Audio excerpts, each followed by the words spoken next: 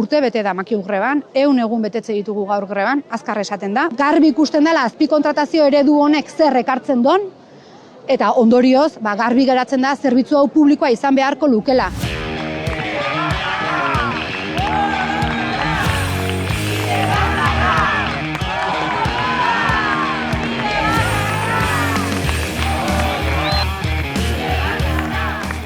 Benetan, mila esker, guretzat zuen konpainiak babesa eta indarra ematen digulako gauzatzen ari garen borroka honetan.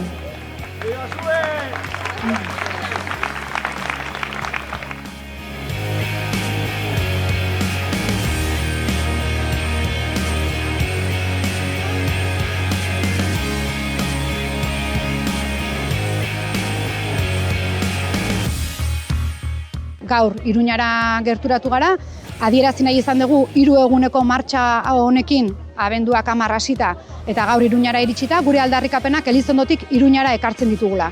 Ze garbi daukeu gure egoeraren arduradunak hemen Iruñan daudela.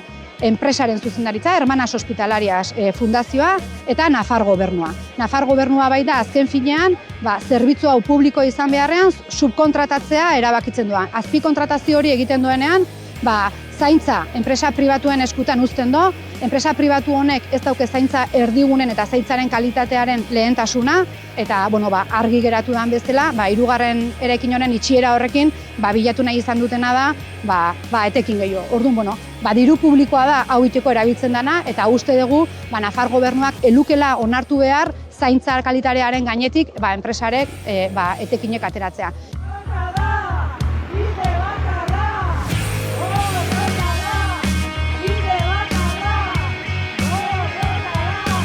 Kaixo, herri mugimenduari ahotsa ematen jarraitzeko egin zaitez bazkide.